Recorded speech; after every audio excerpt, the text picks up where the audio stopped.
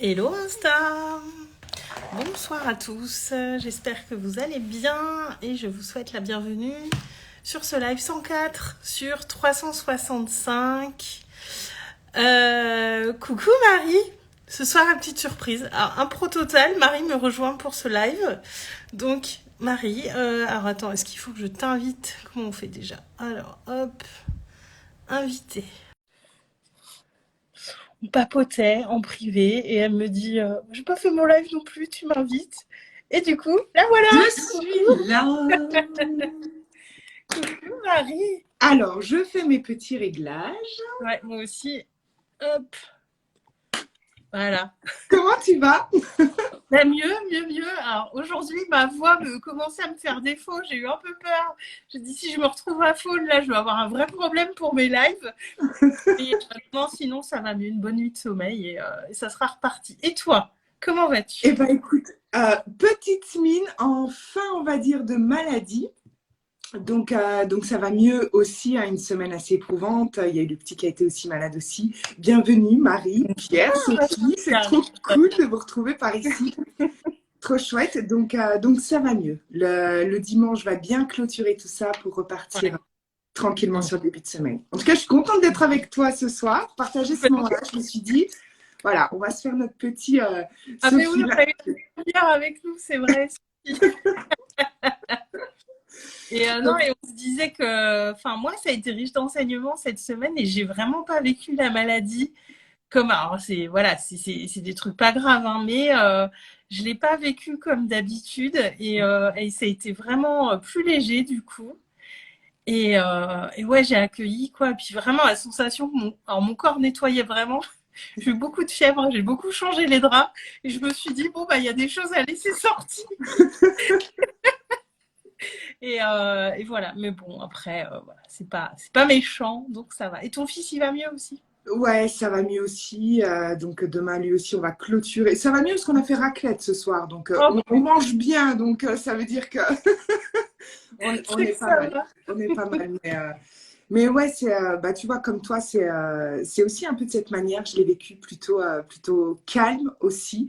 Et je crois que c'est la première fois où je tombe malade. Donc par la force des choses, il y a forcément un ralentissement aussi dans mon entreprise et que je ne l'ai pas vécu dans la force en fait. Et je me suis vraiment rendu compte que d'être dans la justesse de ce que j'avais à donner sans pour autant aller à l'encontre de mon état de santé, à vouloir forcer à certains endroits, eh bien c'est resté fluide. Il n'y a pas eu de marqueurs péjoratifs que ce soit pour mes ventes, que ce soit pour ma communauté, pour mon audience.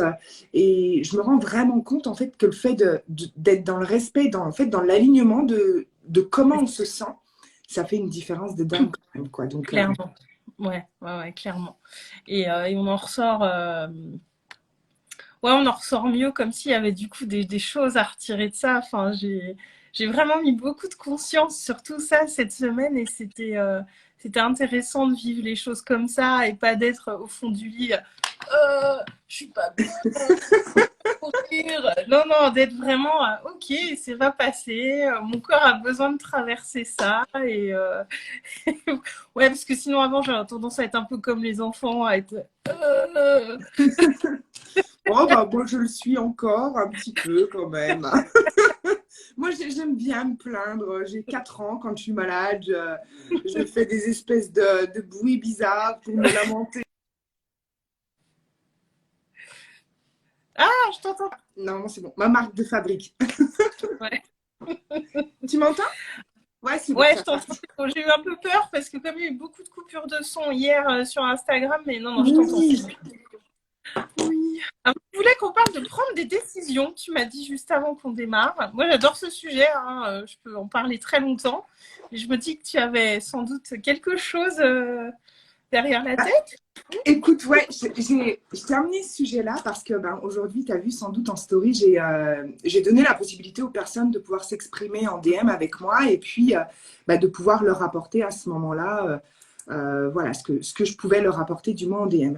Et ce qui est revenu quand même de nombreuses fois, c'est toute une sorte de mal-être et souvent, parfois, des états internes qui persistent, des états émotionnels internes qui persistent, qui créent d'énormes blocages. Et c'est là que m'est venu le mot décision. Et ce que j'ai noté et ce que je voulais partager à ce sujet avec toi, c'est que parfois on cherche des réponses. On essaye de trouver des réponses alors qu'on prend le problème à l'envers et on est bloqué.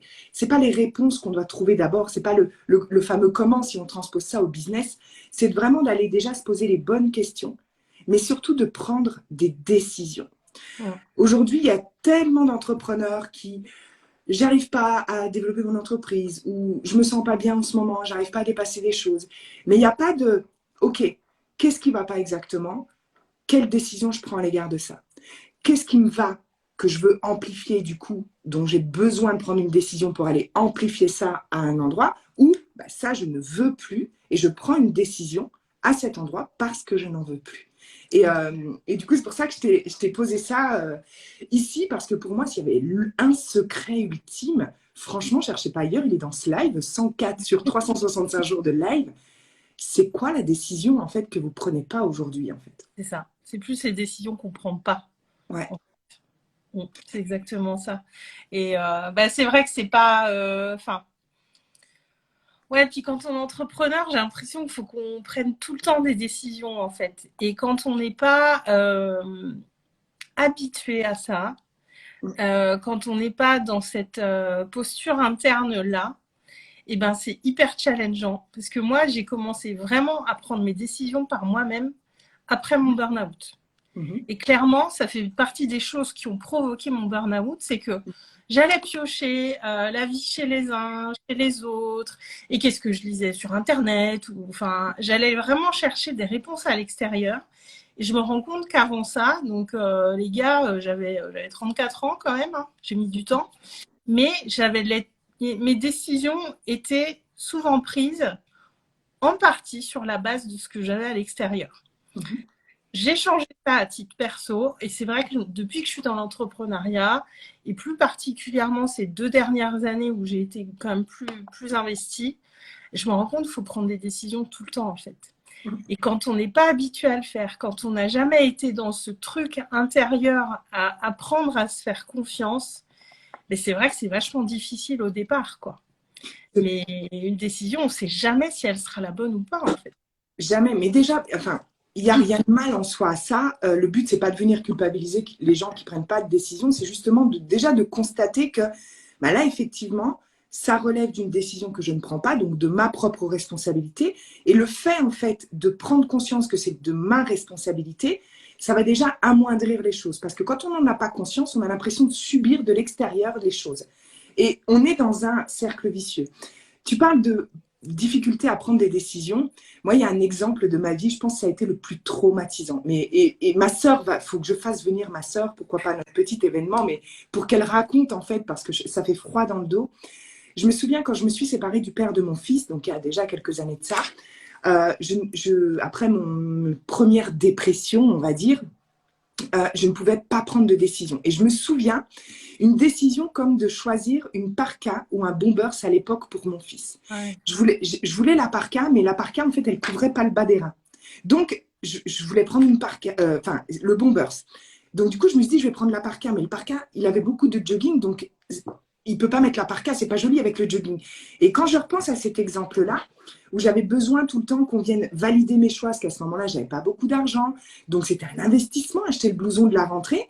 Et j'avais besoin, en fait, comme ça, si c'était le mauvais choix, et d'une certaine manière, bon, bah, c'était pas vraiment moi. Et comme j'avais peur de faire une erreur, alors, ça peut paraître fou, un blouson. Mais à ce moment-là, c'était vraiment problématique pour moi de prendre cette décision-là.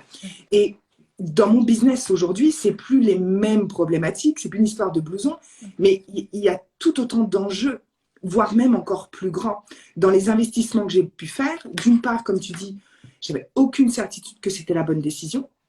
Je ne pouvais pas avoir l'assurance, hein, on n'a pas de certitude à part qu'on mourra un jour, hein, mais avant ça, il n'y a pas de certitude. Et je sais que ça peut parfois être compliqué. Mais cette histoire de blouson-là, elle me montre quoi? Elle me montre qu'à ce moment-là, je n'avais aucune responsabilité sur ma vie. Je n'étais pas responsable de mon existence, de ma vie, de mon fils. Et j'étais complètement déresponsabilisée.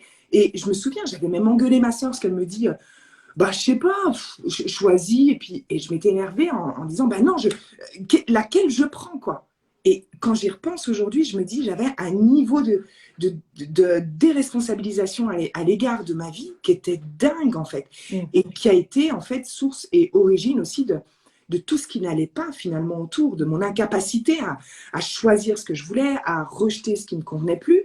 Et que finalement, le plus gros risque, parfois on dit prendre des risques à cause d'une décision, les plus grands risques, les plus gros et les plus dangereux, on s'y expose quand on ne prend pas de décision, j'ai même envie de dire. Je ne sais pas ce que tu en penses de ça, de la façon de prendre la chose à l'envers, en fait. Ouais, moi ça me parle beaucoup. Et puis aussi, enfin moi j'ai même acheté un appart à l'époque. J'ai acheté mon appart parce que la vie des autres était aussi positive. Et en fait, avec le recul, je me dis, j'ai acheté un appart. Alors, oui, il me plaisait à moi aussi, hein, mais euh, je l'avais montré à certaines personnes de mon entourage avant de valider. Et les gens me disaient, bah ouais, quoi. Mais en même temps, ils me disaient oui dans le sens où c'est ton choix. Et ils n'avaient pas à me dire non. Et du coup, on vient projeter des attentes sur les autres qui sont démesurées. Et du coup, si après on se rend compte que c'était pas la bonne décision, ben c'est de leur faute. Et on se fout dans un cercle, mais pourri, quoi. C'est vraiment,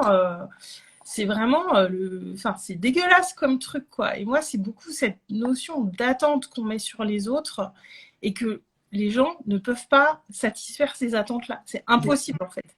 Personne ne peut répondre à ces attentes-là parce que personne n'est dans notre tête, personne ne sait ce qui est bon pour nous, personne ne peut savoir ça, en fait. C'est mettre un pouvoir démesuré à l'extérieur. Et quand on prend conscience de ça, moi j'ai pris conscience de ça quand j'ai voulu vendre cet appartement qui ne me plaisait plus au bout de quelques années. Et je me suis dit, mais putain, j'ai décidé cet achat en étant pas.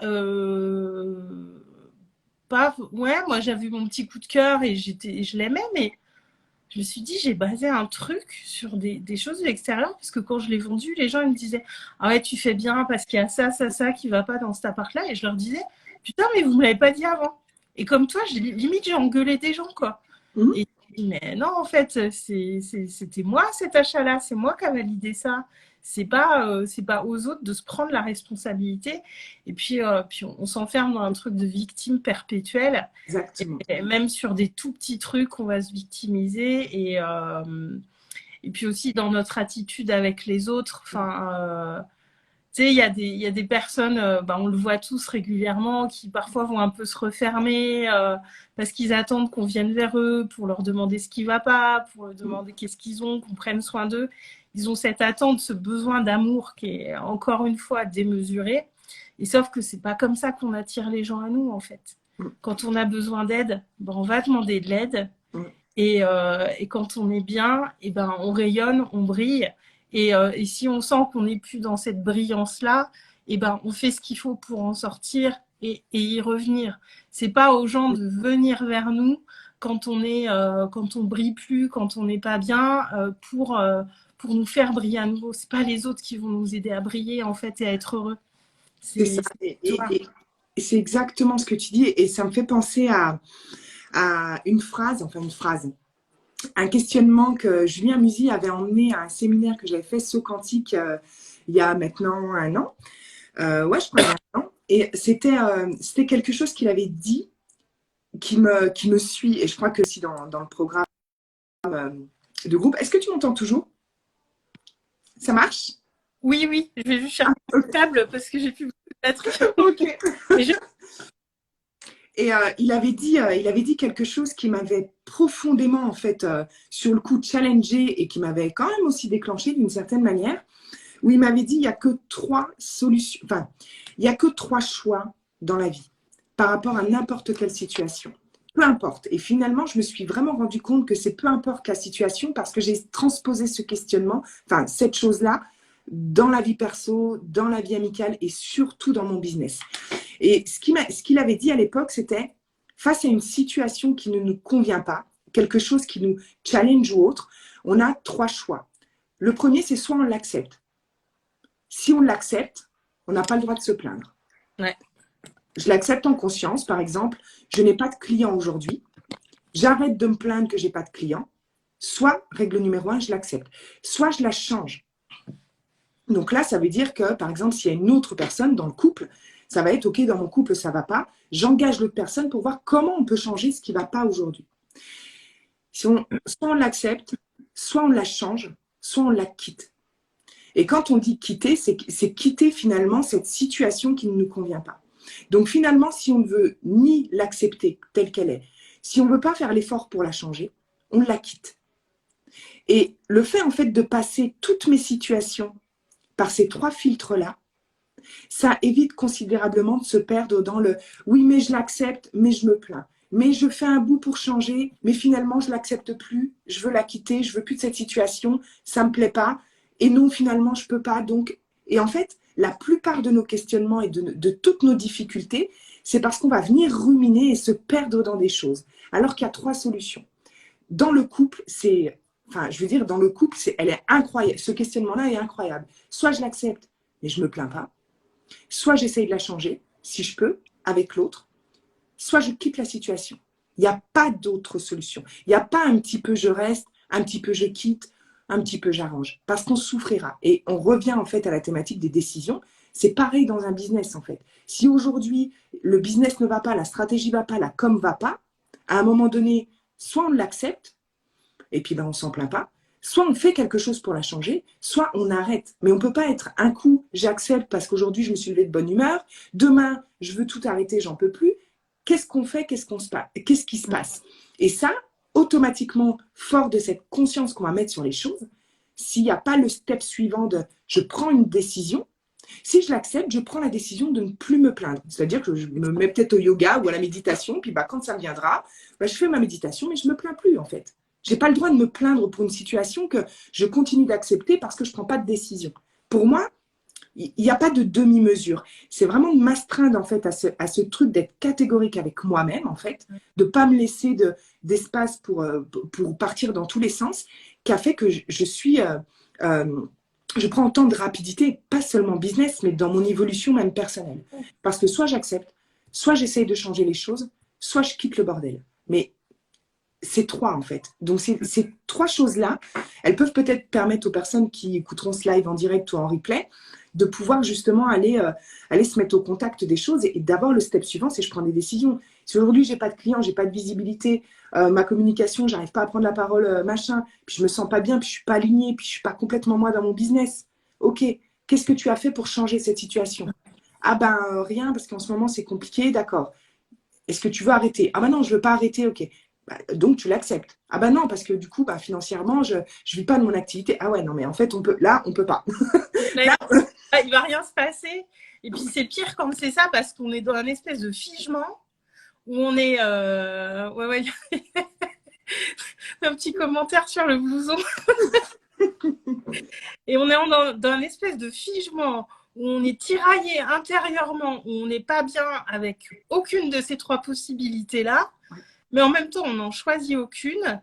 Et même physiquement, c'est bien, ça se tend, quoi. C'est hyper désagréable. Et c'est vrai que...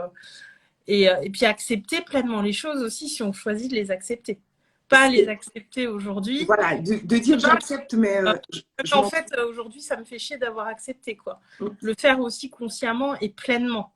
Parce que comme tu dis dans le couple, si on dit j'accepte ce truc-là, bah, c'est pas pour lui rebalancer à la figure au moindre petit accroc. Eh ben, c'est exactement ce qui s'était passé à l'époque. La discussion que j'avais avec Julien, c'était par rapport à mon couple. Ça n'allait pas, ça ne me convenait pas. Il y avait certaines choses qui étaient en friction, qui m'occasionnaient du mal-être intérieur, qui impactaient mon business, qui impactaient tout ça.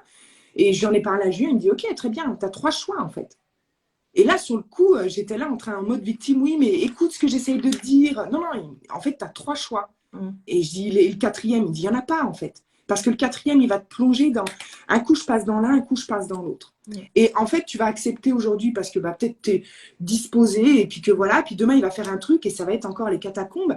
Et donc voilà, donc soit tu l'acceptes, mais tu t'en plains pas, Marie, et tu continues ta vie. Soit tu essayes de changer les choses avec lui. Je dis, ouais, on a essayé, mais ça marche pas. Bon, déjà, on vire. Donc, soit tu l'acceptes, soit tu le quittes. Ouais. Et là, c'était terrible. Quand il m'a dit ça, je dis oui, mais non, il n'y a pas de oui, mais. C'est soit tu l'acceptes, soit tu quittes la situation. Et là, dans ma tête, je me suis dit, ouais, mais toi, tu n'as pas de gamin, tu n'as pas de machin, tu as déjà une entreprise. À l'époque, moi, je faisais des petits chiffres d'affaires. Je me suis posé ces questions-là. Ah bah, c'est facile pour toi, là, du haut de ton séminaire, de me dire, ouais, si tu n'es pas content, tu quittes. Bah oui, mais moi, eh ben non, en fait, à ce moment-là, il avait raison parce que on peut créer, en fait, on ne peut pas être conscient et on ne peut pas mettre en route l'immensité de nos capacités si on a la possibilité de reculer. C'est l'art de la guerre. Moi, j'adore ce livre. J'en reparlerai dans un live, mais en fait, je ne pouvais pas savoir à ce moment-là parce que j'avais plein de sécurité autour de moi.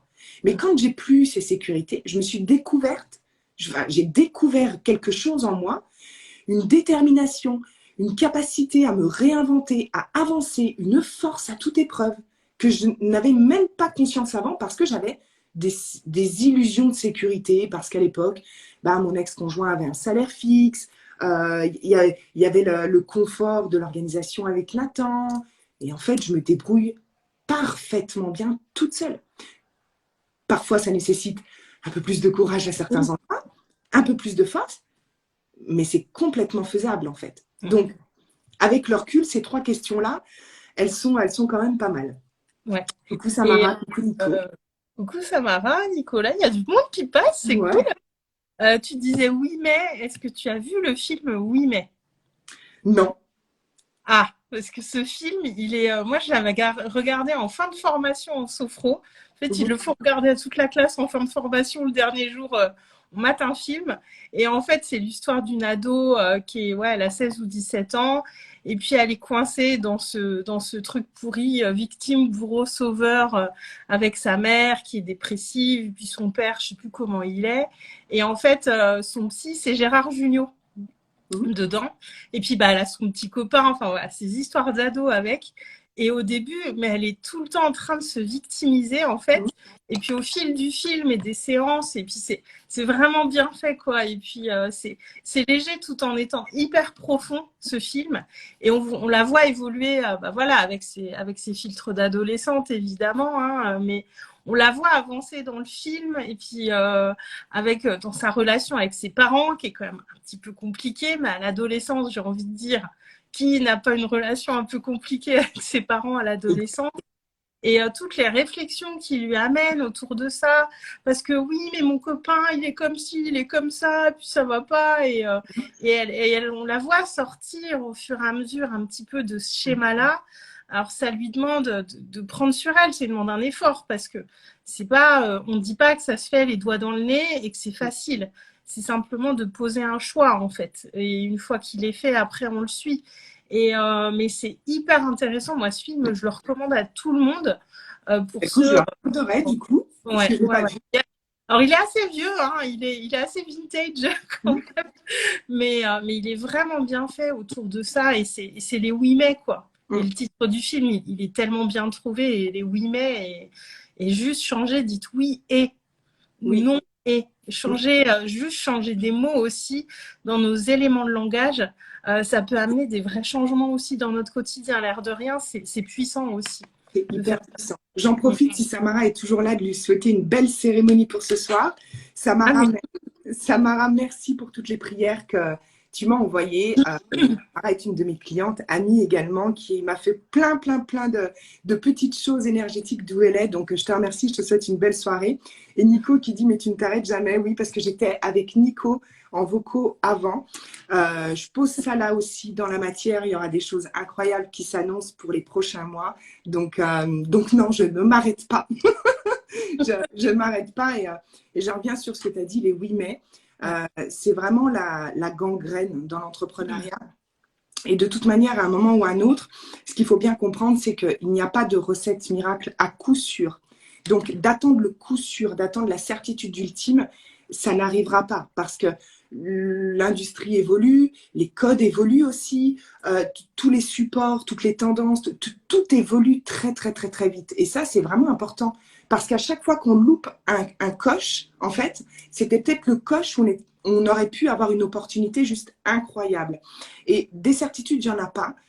Mais ce qui est bien, enfin, si je vous en parle dans mes lives, depuis 100 lives maintenant, mais des mauvaises décisions, j'en ai prises, a priori. a priori. Des mauvais investissements, j'en ai fait.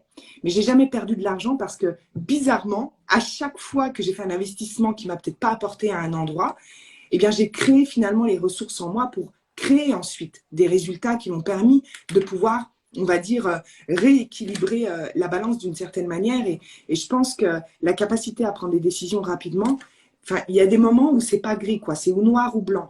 Aujourd'hui, si une personne n'arrive pas à communiquer, à parler de ses offres, n'arrive pas à vendre, qu'elle n'arrive pas, j'en sais rien, à créer un écosystème d'offres ou toute la partie business, elle ne sera pas demain mieux en étant sur un groupe Facebook gratuit, en suivant une énième masterclass gratuite. Je vous le dis, c'est pas méchant. Enfin, c'est pas pour vous vendre quelque chose, parce qu'en plus, j'ai rien à vendre en ce moment. J'aimerais bien vous dire, ah, ça tombe bien, j'ai un truc à vous vendre. J'ai rien à vous vendre, en fait. Donc, croyez-moi sur parole, vraiment. Moi, je vois beaucoup d'entrepreneurs qui créent des trucs qui vont être encore plus dangereux pour eux, pour le coup, parce que, bah, pour l'instant, ils perdent en plus en énergie, ça impacte la santé. Il y a des tas de choses aussi qui impactent la vie personnelle. Une décision peut vraiment tout changer. Et il y a des choses qui n'arrivent pas avec le temps. Si vous ne savez pas comment fonctionne, j'en sais rien, l'intelligence financière, le fonctionnement du marketing, de la stratégie, de la communication, euh, il y a peu de chances que tout vous soit fourni dans une masterclass gratuite. Donc, si la vraie question, elle est où? Elle est dans qu'est-ce que vous voulez vraiment et qu'est-ce que vous êtes prêt à faire pour l'atteindre. Si aujourd'hui, vous voulez des grandes choses, comme la plupart que je vois, ils veulent 10 000, 100 000, blablabla, être libre complètement, de bosser très peu et de faire tout ce qu'ils veulent, il y a un prix à payer, en fait, en termes d'énergie, d'effort, d'argent aussi. Il ne faut pas croire qu'il n'y a pas... ce sera acquis demain. Il y a un effort en termes de montée de compétences, montée d'intelligence, montée de conscience à certains endroits et certains niveaux, qui est extrêmement important. On ne peut pas avoir des demandes et des désirs comme ça, puis dire oui, mais bon, moi, travailler le samedi matin, ça me fait chier, donc non, moi, je veux tout de suite être libre. Je vous le dis, moi, j'ai travaillé un paquet de fois les dimanches, et aujourd'hui, j'ai passé ma journée. Je vous montre, j'ai 4 énormes classeurs devant moi où j'ai revu ma compta, et je vais vous faire flipper. Je fais une petite aparté là-dessus, mais parce qu'aujourd'hui, l'URSSAF me rappelle de manière rétroactive sur 2021, parce qu'en fait, je n'ai jamais été sous le statut auto-entrepreneur, ils ont basculé en entreprise individuelle. Donc, je me retrouve à être rappelée sur une année et demie d'URSSAF, de TVA et de tout le bazar. Donc, je vous dis qu'aujourd'hui, j'étais préparée parce que du coup, je suis en changement de comptable, donc avec Maxime, qu'on retrouvera, mais donc je suis soutenue, je suis aidée et j'avais de l'avance de côté. Mais tout ça, j'aurais pu l'éviter en fait. Si j'avais pris déjà les bonnes décisions au début, d'arrêter d'écouter les gens qui disent oh, jette-toi dans auto-entrepreneur et puis t'aviseras après, ou tiens, fais ça. Et voilà. Et tout ça, aujourd'hui, je le construis, je l'enseigne à mes clientes. Et d'ailleurs, je vais faire venir mon expert comptable auprès de mes clients parce qu'il y a des choses qui sont importantes. Il y a des décisions que je n'ai pas prises qu'aujourd'hui, je paye très, très cher parce que je ne voulais pas payer un comptable au départ. Je m'étais dit, oh, un comptable. Et c'est comme tout, la bonne action au bon moment. Ouais. On n'a pas besoin de 3000 actions. C'est la bonne décision au bon moment pour le bon résultat. Et pareil pour les actions, la bonne action au bon moment, au bon endroit en fait. Donc, c'est vraiment hyper important les décisions aujourd'hui. Quelles sont les décisions que vous ne prenez pas? Quels sont les trucs que vous vous dites du oui mais? Quelles sont les choses où vous êtes en train de négocier avec l'annégociable, avec Voilà. je reste et non, et puis à quel endroit, en fait, tout ça, c'est en train de se passer et de poser carte sur table? C'est des vraies questions plutôt que d'aller chercher tout de suite à faire 10 cas. Si vous n'avez pas la structure pour tenir les 10 cas, d'une, vous ne les ferez pas, de deux, vous ne les tiendrez pas. Donc, avant de vouloir faire 10 cas. Et puis aussi, moi, ce qui me vient, c'est est-ce que vraiment on veut faire ces 10 cas? Enfin, il arrive un moment, tout le monde n'a pas nécessairement envie de bâtir un empire, ou tout le monde n'arrive pas à s'y projeter de suite. Enfin, se projeter dans des trucs énormes quand on part de zéro, ça peut être aussi plus décourageant qu'autre chose. Il y a des paliers aussi dans les objectifs, il y a des paliers dans notre vision. On n'est pas obligé de vouloir être millionnaire quand on dépose son entreprise et qu'on commence. Et on peut être super heureux en ayant 5 cas par mois en tant qu'entrepreneur. Même moi, je veux dire, ça. Enfin, il faut se reconnecter aussi à nous, ce qu'on veut pour nous, en fait. parce qu'on voit tellement ce que tout le monde veut. Et c'est un peu le sésame, 10 cas par mois, c'est comme si c'était le premier pas. Enfin, moi, demain, je fais 10 cas par mois, c'est plus qu'un premier pas, concrètement. Hein, voilà. Et se remettre vraiment, mais qu'est-ce que je veux, moi, pour moi, en fait? Et arrêter de se dire, ouais, moi, j'ai des grands objectifs. Et puis, moi, je pense que c'est graduel aussi. Au début, c'est difficile de se projeter dans des belles réussites comme ça. Déjà, faire une première partie et ensuite aller voir la suite. C'est Puis encore une fois, faut les soutenir. Hein. Faut les soutenir parce que faire 10 cas, imaginons, on démarre auto-entrepreneur, on veut le 10 cas par mois. C'est-à-dire qu'au bout déjà de 3 à 4 mois, on a passé les paliers, les franchises. Donc automatiquement, on aura une évolution vers une SASU ou vers une entreprise individuelle ou peu importe. Donc automatiquement, il va falloir au moins comprendre que c'est plus 10 cas qu'on devra faire en termes de chiffre d'affaires. Moi, franchement, je vous annonce mes montants. Quand je vous parle des 300 000 euros, je vous parle du chiffre d'affaires. C'est mon chiffre d'affaires. TTC. Donc, on a dedans la TVA, on a l'URSSAF, on a les frais, on a les ci, on a les ça. Vous voyez, il y a tout ça. Je suis surprise aujourd'hui de poser la question à certains entrepreneurs qui veulent faire 10 cas par mois. Je vais être libre, je vais faire 10 cas. Et quand je leur demande, bah, OK, mais par contre, en termes de profit dans ton entreprise, combien tu veux faire? Bah, 10 cas. OK, donc ça veut dire que TTC, tu dois faire combien? Comment ça? Bah, si tu veux faire 10 cas de profit, ça veut dire qu'en fait, ton TTC ne va pas être le même. Puisqu'on déduit, tu auras forcément la TVA d'ici 4-5 mois. Et là, en fait, je perds les entrepreneurs. Et je dis, voyez, une chose après l'autre. Il faut une structure pour maintenir tout ça. Il y a aussi beaucoup plus de travail. Il faut arrêter l'illusion. Hein. Soutenir 10K, ça veut dire qu'on a des clients. Ça veut dire qu'on a un système de livraison. Ça veut dire qu'on a des tas de choses. Ça veut dire qu'on a aussi la comptable, les papiers, les machins. Tout est relatif, en fait. Et parfois, on se dit, c'est ce que je dis tout le temps, l'Eldorado du net, oui, on peut faire des fortunes incroyables. Moi, j'en suis aussi l'exemple et je le véhicule parce que ce qu'on crée, c'est magnifique. Mais on ne le crée pas n'importe comment. Ouais. Et c'est pas la Française des Jeux, en fait. C'est pas sur un coup de poker. Malheureusement, j'aimerais bien, mais malheureusement, moi, je me suis brûlée. Heureusement que je suis un phénix et je relève mes cendres parce que moi, j'ai été cramée une quinzaine de fois sur le délire en 16 mois. J'ai pris feu et j'ai repris feu et je me suis dit, putain, c'est bon, ça s'arrête. Et là, avant-hier, je reçois le courrier de l'URSSAF où on me dit, bah, on reprévoit l'appel sur 2021. Je dis, vous déconnez, je vous ai donné 10 000 balles déjà. Et on appelle sur quoi? Et en fait, non, parce qu'ils m'ont passé de manière rétroactive en entreprise individuelle parce que ma comptable s'est trompée de date. Et je ne peux pas revenir, c'est trop compliqué. Donc, voilà, ça, c'est des vraies choses. Et pour pouvoir construire grand, on doit savoir où on va une étape après l'autre pour pérenniser de l'argent. Donc, il y a plein de choses qui nécessitent des décisions dès le départ. Si vous avez envie et établi que vous aviez un désir financier autour de 5 à 10 000 en termes de profit, on est pas mal. Franchement, dans une vie normale, 5 à 10 000 euros en termes de profit, on est plutôt bien. Donc, je veux dire, à partir de là, OK, qu'est-ce qui aujourd'hui fait que je ne les fais pas? À quel endroit j'ai une carence, une difficulté? Qui a déjà dépassé ça et peut m'accompagner dans le processus là-dedans pour que je puisse avancer et évoluer? Parce que sinon, s'il n'y a pas de prise de décision, c'est compliqué. Pour moi, je trouve qu'on puisse aller de l'avant et évoluer. C'est clair. Ouais, puis il faut aussi garder à l'esprit qu'il y a Bon, je reste sur le sujet de l'argent et tout ça, du coup. Il y a aussi la diversification. Parce que tu vois, moi, je me dis, quand je me projette aussi à vouloir plus, je me dis, est-ce que j'ai envie que forcément tout vienne du porte-monnaie de mes clients? Pas nécessairement aussi. Avec de l'argent, on crée de l'argent aussi. Donc, il y a aussi plein de possibilités. Alors moi, je tâtonne un petit peu là-dedans et je suis pas du tout spécialiste, mais ça m'intéresse. Et moi, je crois qu'on devrait être plus aussi formé là-dessus, éduqué là-dessus, parce qu'avec de l'argent, on crée de l'argent aussi.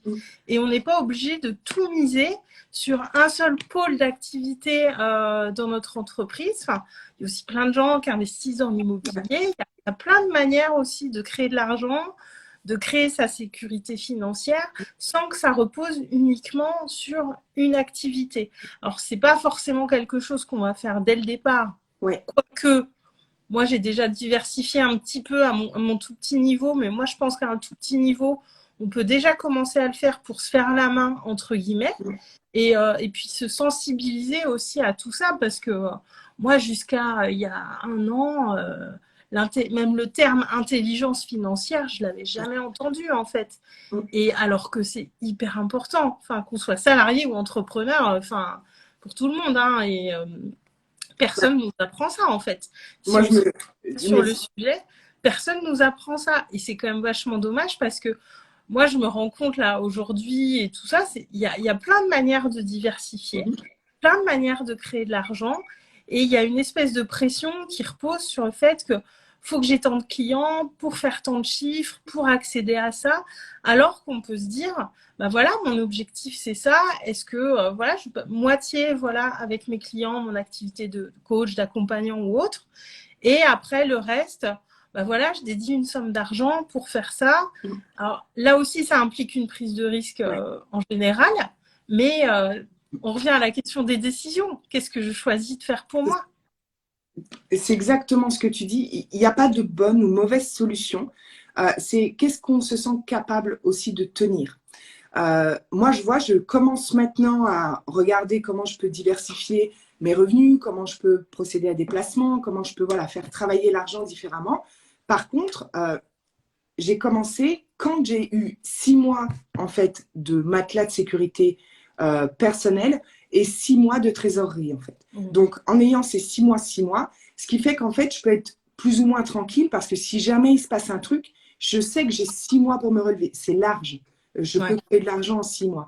Donc au départ, ce qui va être important de savoir, c'est déjà si on est au clair avec notre entreprise et notre business, si on a déjà posé les choses, que tout est clair et là. Parce que si c'est le bordel ici et qu'on part à droite ou qu'on part à gauche, en fait, on met des coups de couteau dans l'eau partout. Par contre, si au niveau de l'entreprise, le business model est fait, qu'on a une certaine clientèle, on peut aller optimiser le business model pour pouvoir effectivement aller séparer son énergie, pour pouvoir développer des choses un petit peu à gauche, à droite, pour aller diversifier, puis peut-être aller découvrir d'autres choses aussi. Ça peut être le MLM, ça peut être la crypto, ça peut être... Enfin, il y a plein de trucs où on peut aller s'éclater. Moi, je pense que c'est quand même pas mal et c'est plutôt intelligent d'essayer de se mettre 6 mois, en fait, devant nous. Parce que dans l'entrepreneuriat, malheureusement, on n'est pas en CDI, on n'a pas une fiche de paye tous les mois. Et même moi, aujourd'hui, avec des gros revenus, des gros chiffres d'affaires, moi, j'en sais rien dans 6 mois où je suis. Je ne sais pas si les réseaux sociaux s'arrêtent, si tout s'arrête, je ne sais pas. Donc, en fait, d'avoir ces 6 mois-là va me permettre aussi de me sentir plus à l'aise à l'intérieur. Mais ça, c'est moi. Et il y en a d'autres qui le font dès le départ. Moi, je trouve quand même que c'est pas mal. On se pose 6 mois, on a un petit matelas de sécurité. Ouais, 6 mois, ça permet quand même de voir tu peux quand même avancer là-dessus. Mais comme tu dis, c'est des vraies questions à se poser. Il n'y a pas qu'Instagram, en fait. Il n'y a pas que les 3 clientes à faire dans le mois pour faire ces 10 000 euros. Moi, j'en dégueule, en fait, là, aujourd'hui, des coachs Instagram où c'est tout pareil, où c'est les fameux 10K. Mais ça n'a même plus de sens, en fait. Si on se déconnecte d'Instagram pendant 15 jours et qu'on se reconnecte à la vraie vie, on se rend compte qu'en fait, c'est même pas cohérent, en fait. C'est pas sain, en plus, comme en termes de stratégie. Et on le voit avec de plus en plus d'entrepreneurs aujourd'hui qui reviennent sur le devant de la scène, entre guillemets, et dire j'ai fait ça, mais en fait, à quel prix, quoi. Donc, prenons du recul, voyez ça doit toujours partir, en fait, de qu'est-ce que je veux, moi, en fait. Moi, qu'est-ce que je veux, de combien j'ai besoin. Moi, j'aspire plus, même si j'ai voulu faire les 100K, le million, bien sûr, hein, on a tous les paillettes, les yeux qui brillent au départ, hein. J'en suis vite revenue, en fait. Qu'est-ce que je vais faire, moi, de ces 100 000 euros? J'ai dit tout le temps, en Bourgogne, moi, j'ai rien à... Moi, je préfère aujourd'hui largement raisonner en termes d'expérience. Qu'est-ce que j'ai envie de vivre, en fait? Qu'est-ce que j'ai envie d'être? Qu'est-ce que j'ai envie de vivre? Où j'ai envie d'être? Avec qui? Et on fait quoi? Il se passe quoi? Et qu'est-ce que je ressens? Enfin, moi, ça m'inspire beaucoup plus de raisonner comme ça que de me dire je vais faire 10K par mois, parce que l'argent tout seul, concrètement, c'est juste des bouts de papier. Qu'est-ce qu'on en fait, en fait? Qu'est-ce qu'on en fait? Est-ce que j'ai vraiment envie d'avoir 10K par mois? Moi, aujourd'hui, franchement, je suis pas sûre, en fait. Hein. Je suis pas sûre. Mais par contre, ouais, il y a des choses que j'ai envie de vivre, que j'ai envie d'expérimenter, que j'ai envie de ressentir. Et moi, ça me parle beaucoup plus. C'est vrai que maintenant, moi, quand je vois toutes ces promesses de faire les 10K, j'ai encore vu un truc passer sur Facebook tout à l'heure, masterclass de 5 jours, business millionnaire. Et pourquoi faire, en fait, quoi? Non, puis Ouais. au-delà de pourquoi faire, très franchement, et moi j'arrive à comprendre la frustration des entrepreneurs parce que ce message-là est véhiculé. Du cash flow très très vite. Très vite, je vends tous les jours. En fait, moi je l'avais fait au début. J'ai tendance à ne pas finir mes phrases, c'est pénible, même moi ça m'agace. Mais Ça va, t'arrives à suivre. ouais, vous me suivez si vous me connaissez. Mais moi je m'en souviens au début, je le faisais régulièrement. Je publiais en fait mes extraits de compte bancaire en fait. Ouais. Parce que le concept de je vends tous les jours, même quand je dors, même quand je suis derrière en train de désherber, machin, moi j'en suis venue à certains endroits et pourtant je suis très connectée. Moi je suis un petit peu, j'ai une part de moi, voilà, elle est sur le côté, s'appelle Saint Thomas, qui croit que ce qu'il voit. Et en fait tout ça vient créer un problème chez les entrepreneurs parce qu'ils ne gagnent pas d'argent assez vite. Et en fait, moi, je vois beaucoup d'entrepreneurs qui me disent « Ouais, mais attends, j'ai fait ça pendant 15 jours et il n'y a toujours pas de vente et j'ai toujours pas ci et je vais toujours pas ça. » Et ben ouais. Alors déjà, qu'est-ce qu'on regarde? L'énergie, parce que ça, c'est important, l'état d'esprit. L'état d'esprit, c'est comment à l'intérieur, machin, tout ça. Ensuite, on regarde la stratégie du business. Comment elle est montée, la visibilité, si la personne est présente, si ici ou ça. Et après, on fait un état des lieux global. Mais les choses, c'est pareil, en faisant une story, en partant 15 jours, en revenant faire un post. Les amis, je ne connais pas l'algorithme, mais je ne suis pas médium non plus, mais je vous garantis en fait qu'il n'y aura rien, en fait. Et je me souviens, dans mon premier accompagnement E-Live, il faudrait que j'extrais le son de cette session-là. J'ai une cliente qui a pris mon accompagnement que je ne connaissais pas. Et à la première séance, elle me dit qu'elle veut 10 000 euros, qu'elle veut être libre dans un chalet, je ne sais pas où, du côté de la Savoie, bref. La liberté, vivre de son art et tout, ok. Et par contre, elle ne voulait pas publier de post, elle ne voulait pas se montrer, elle ne voulait pas faire de vidéo parce qu'elle n'aimait pas ça. Et donc, elle voulait sur Instagram, parce qu'elle aimait bien Instagram, elle aimait bien être dessus. Et donc là, je lui avais posé la question, mais si tu ne veux pas faire de post, pas de story, pas de live, là, je ne vois pas en fait comment je peux t'emmener à développer ton activité avec un canal d'acquisition. Et je lui dis, mais comment tu penses que ça peut se passer? Et elle me dit, je me dis en rigolant, par l'opération du Saint-Esprit. Je lui dis, ok, mais encore. Elle me dit, mais il y a bien un truc. Je dis, il n'y a pas de truc, en fait. Et là, en fait, c'est la fameuse cliente dont je parle que j'avais fini par couper l'accompagnement. J'en parle de temps en temps, c'est la même. Mais c'est... T'en as pas eu trop comme ça? Non, mais j'en ai qu'une, c'est tout le temps la même. J'ai coupé qu'un seul accompagnement depuis que j'ai démarré. Un one-one où en fait, à un moment, j'ai essayé au départ. Ouais. Et après, j'ai dit en fait non, parce qu'il y a trop un décalage en termes de fantasme et c'est compliqué, quoi. On peut faire des belles sommes d'argent rapidement, mais avec une stratégie et tout un écosystème d'offres qui soutient le développement de l'activité, puis une visibilité aussi, une stratégie de visibilité, une stratégie de communication. Tout ça, c'est important. Oui, on peut aller vite, mais il faut se naviguer là-dedans. Et on revient du coup dans l'être. Créer le mouvement dans tout ça, c'est à nous de créer le mouvement. Hein. C'est pas... Il faut le tenir Les aussi. gens vont pas arriver comme ça, en se mettant à genoux et en attendant qu'on propose nos trucs. Ils ont une vie. Faut pas oublier ça. Les gens, ils ont une vie. Et puis, ce qu'on oublie, c'est qu'on oublie que nous, on va passer par plein d'états au milieu de ce processus-là. Les moments où on lance, la peur que ça ne fonctionne pas, les gens qui ne répondent pas à l'offre, comment on se dirige dans tout ça? Est-ce qu'on fait 3 pas de recul et on s'extrait de notre business pendant une semaine, 15 jours? Il y a aussi le fait de ça, pareil, on ne le prend pas forcément en compte dans le développement d'un chiffre d'affaires, c'est comment nous, on va se diriger au milieu de tout ce qui potentiellement va se passer. Est-ce qu'on va tenir? Est-ce qu'on va pouvoir se maintenir en nous? Est-ce qu'on va se perdre dans d'autres choses? Est-ce qu'on va changer de positionnement toutes les 5 minutes? Changer de positionnement toutes les 5 minutes, ça ne crée pas finalement une confiance envers nos interlocuteurs et nos potentiels clients, en fait. Donc, il y a plein de paramètres. Ça se travaille, c'est pas compliqué, mais ça se travaille en fait. Sans ça, ouais, j'ai du mal à voir comment on peut aller sur du développement de chiffre d'affaires élevé et qu'on pourra pérenniser par la suite. Mm. Donc, il faut prendre des décisions, en fait. Voilà, faut prendre des décisions, faut C'est prendre quoi des... les décisions que vous prenez pas aujourd'hui? C'est quoi les choix que vous hésitez à faire et que vous savez au fond de vous que ce serait peut-être les meilleurs choix? Qu'est-ce qui vous fait peur? La peur, elle sera toujours là. On avance avec. Hein. Et de toute manière, plus on veut avancer, plus on veut aller loin, plus le vent souffle, en fait. Hein. C'est pour ça qu'il y a aussi peu de monde hein, par la suite. Parce que le vent, soit on est capable de marcher à contre-courant, contre le vent pour avancer et qu'on se dirige là-dedans, soit on recule, mais effectivement, moi je pense vraiment qu'il y a plein de décisions que beaucoup de personnes ne prennent pas.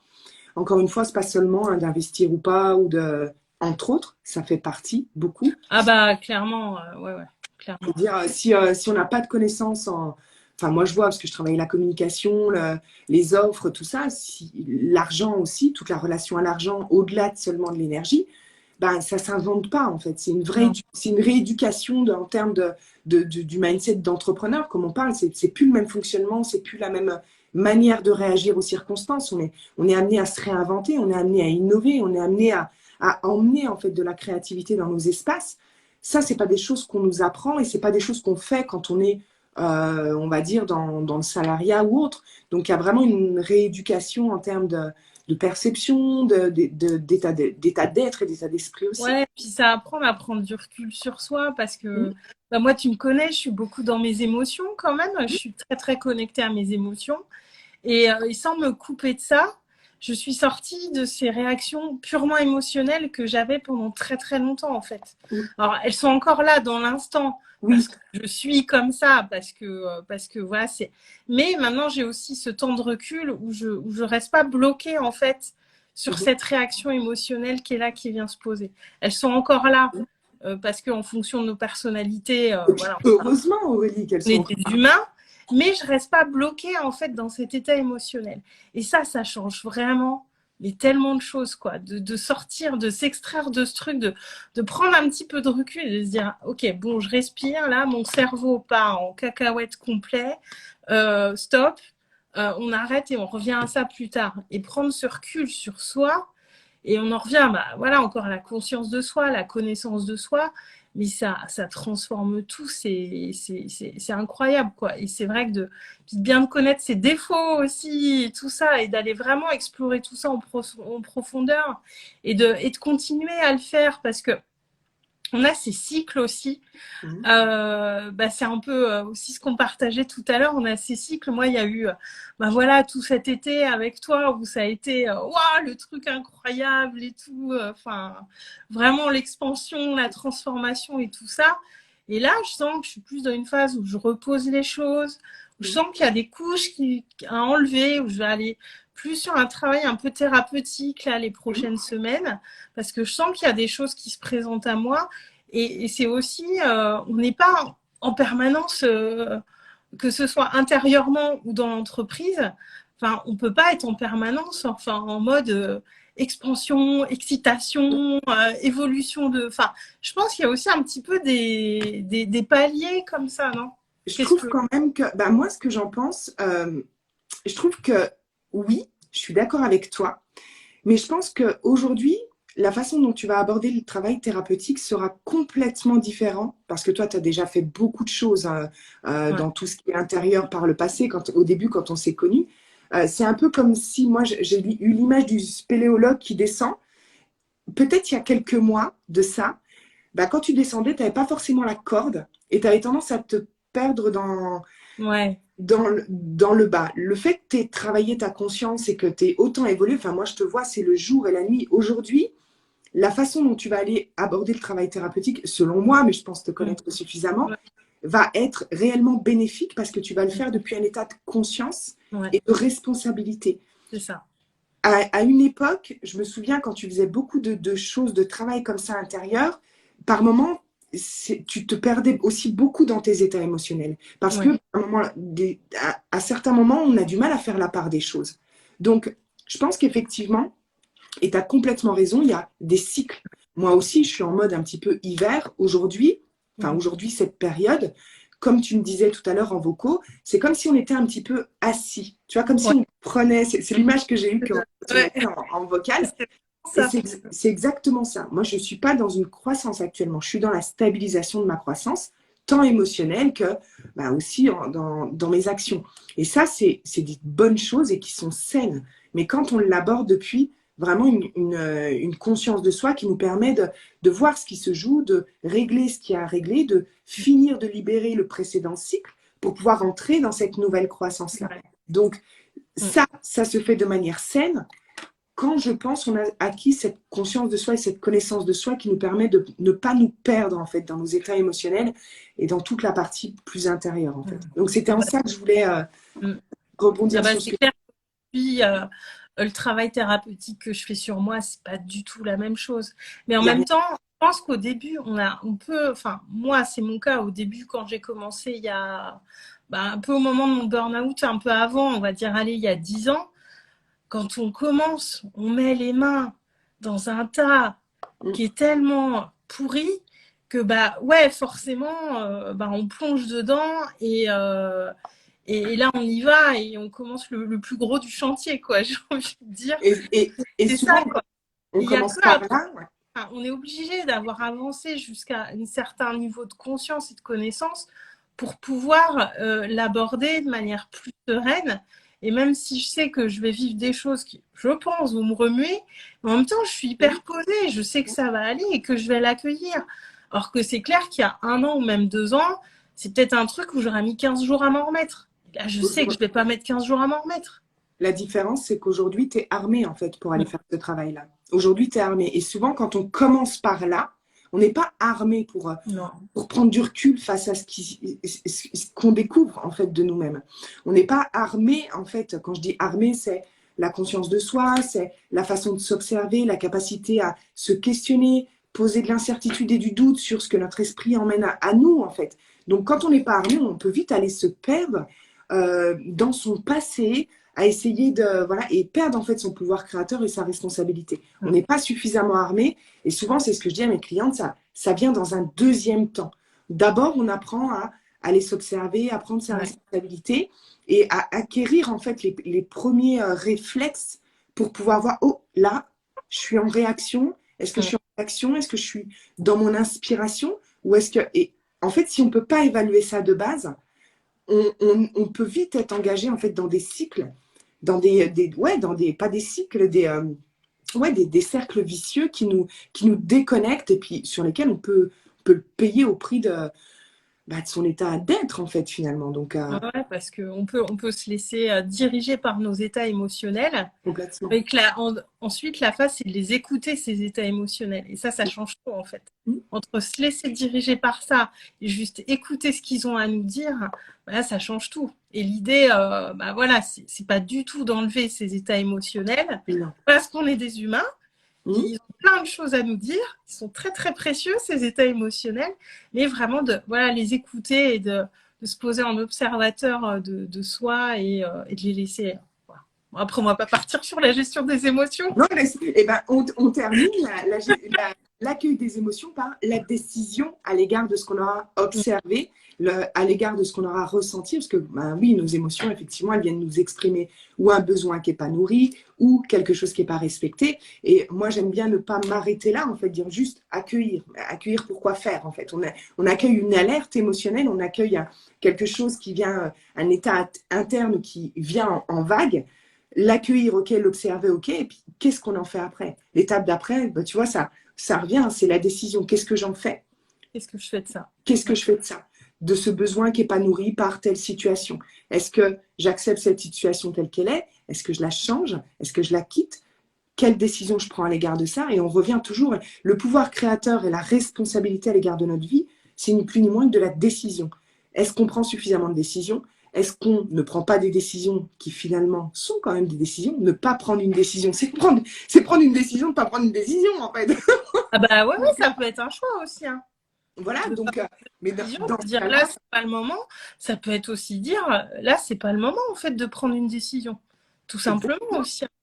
Donc c'est toutes ces choses-là à aller observer et comme quoi c'est c'est pas compliqué. C'est juste moins pailleté que ce qui est vendu et bien moins superficiel, en fait. Et finalement, quand on se pose les bonnes questions au bon moment, au bon endroit, on peut prendre les bonnes décisions et passer dans des actions qui soient justes. Et encore une fois, on gagne du temps, on gagne de l'énergie parce qu'on on part plus dans tous les sens finalement. Donc c'est important d'aller revoir à ces niveaux-là et de prendre le temps sur ces questions-là plutôt que de tout de suite dire comment je fais 10 000 euros par mois. C'est OK. Avant d'aller chercher des réponses à des choses, c'est on va voir aujourd'hui qu'est-ce que je veux moi, qui je suis déjà. Est-ce que ce que je fais là actuellement, je pourrais le faire de cette façon-là tout le reste de ma vie ou est-ce que déjà vaut mieux que je recalibre si je suis pleinement moi, si je suis pleinement dans ce qui me plaît, si je suis pleinement dans ma justesse. Et après, on scale tout ça et on va faire les 10 000. Mais on ne peut pas faire ça sur des trucs trop fragiles de base. Si on est déjà, on pue le manque et qu'on manque terriblement de confiance en soi, enfin, la suite va être compliquée à mettre en place. Donc, qu'est-ce que je fais pour ça? Qu'est-ce que je vois? Quelles décisions je prends? Qu'est-ce que je mets en place maintenant? Pas 2024 ou pas le 1er janvier, quand il y aura tous les workshops début d'année. D'ailleurs, j'en ferai un. Et ça, c'est j'en ferai un. Et tu sais que ça, c'était le sujet de mon premier live. Parce que mon tout premier live, je l'avais fait fin décembre 2020. Et c'est le moment où on commence à parler des bonnes résolutions et tout ça. Et moi, mon premier live, c'était, moi, j'aime pas les bonnes résolutions. Moi, je préfère les challenges. Et déjà à l'époque, j'ai les défis, les challenges, je parlais déjà de ça à l'époque pour mon tout premier live. Et ouais, non, pas en même temps que tout le monde. Et puis, le bon moment, c'est le bon moment pour nous aussi. Hein. Enfin... Bah, c'est quand on estime à un moment donné qu'on ne veut plus que la situation dans laquelle on est perdure. Et c'est vraiment ça, moi, aujourd'hui. C'est en fait, c'est ça qui me permet de jauger, en fait, chaque situation. C'est est-ce que là, en fait, l'inconfort que je suis en train de vivre, il est supportable? Je l'accepte tel quel? Ou est-ce que là, non, pour moi, je ne l'accepte pas? Et si jamais c'est je ne l'accepte pas, je pars pas d'abord dans ce que je veux ou machin. Est-ce que j'accepte? Est-ce que j'accepte pas? Là, non, pour moi, je ne peux pas rester plus longtemps comme ça. OK, quelle décision j'ai à prendre? Qui a déjà réglé cette problématique? Qui est en mesure de m'apporter une solution? Qui est suffisamment efficace pour me faire dépasser cet inconfort-là, pour me remettre dans un état qui me conviendra mieux, dans des situations, circonstances qui me conviendront? Qui l'a déjà fait? Qui peut m'y emmener le plus rapidement possible? Et en fait, il n'y a même pas de oui, mais, pourquoi, comment. C'est tac, tac. Et la décision, elle est prise directement. Je ne dis pas que je ne flippe pas. La plupart du temps, je peux vous garantir que c'est compliqué. Mais par contre, c'est non négociable, en fait, parce que j'ai compris que la plupart du mal-être qu'on peut entretenir à l'intérieur de nous, c'est quand on se maintient nous-mêmes dans des situations qui ne nous conviennent pas. On n'est pas obligé d'avoir toutes les réponses. Par contre, il y a des gens qui ont les réponses et qui peuvent nous les apporter parce qu'elles ont déjà dépassé ça. Alors, à ce moment-là, on ne se fait pas chier. Et si on ne veut pas rester là-dedans, on prend quelqu'un qui est capable de nous emmener au step suivant le plus facilement, de la manière la plus fluide, pour qu'on se dégage de ça et on se retape derrière, quoi. Des décisions, encore une fois. Des décisions. Ouais. Ouais. Voilà. On a fait le tour. Et franchement, il y a plein de questionnements pendant ce live. Qu'est-ce que tu as eu comme question, toi, dans tes messages privés, mais on a peut-être du coup couvert plusieurs thématiques. Disons que j'en ai profité aussi pour on va dire, approfondir les réponses que j'avais apportées aujourd'hui, parce que ce qui tourne aujourd'hui, c'est la difficulté de trouver l'équilibre entre vie pro, vie professionnelle, les dysfonctionnements dans le business qui impactent la vie personnelle, la difficulté dans la vie personnelle qui vient impacter le business. Et finalement, c'est tout ce qu'on a dit ce soir. Donc, pour ceux qui auront tenu là ou qui arrivent jusque-là, en tout cas, si vous n'êtes pas dans une perspective ou dans une démarche de consommer du contenu rapidement pour essayer de trouver la solution et que vous avez regardé ce live dans son entièreté, je pense qu'il y a des belles prises de notes à faire sur les questions et à se les poser maintenant parce que vous ne savez peut-être pas, on n'en a peut-être pas parlé directement, on a même dévié de ça. Mais si aujourd'hui vous aspirez à être complètement libre, même financièrement, c'est ces questions-là qu'il faudra poser avant.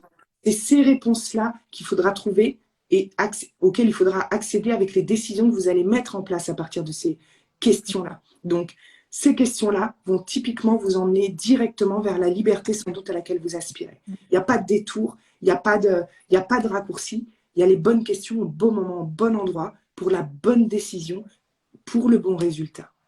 Ouais, c'est ça. Donc, voilà. Tu as magnifiquement résumer les choses, c'est vraiment les bases. Hein. Tout ce qu'on a dit finalement, c'est les indispensables. Vraiment, moi, j'ai un peu fait à l'envers et c'est pas grave parce que j'ai appris des choses, mais ça, c'est vraiment les indispensables et enfin, ça devrait être le passage obligatoire qu'on devrait faire pour démarrer et démarrer sereinement et savoir où on va et être posé dans nos décisions. Complètement. Bah, Complètement. merci beaucoup. Merci à toi de m'avoir accueilli.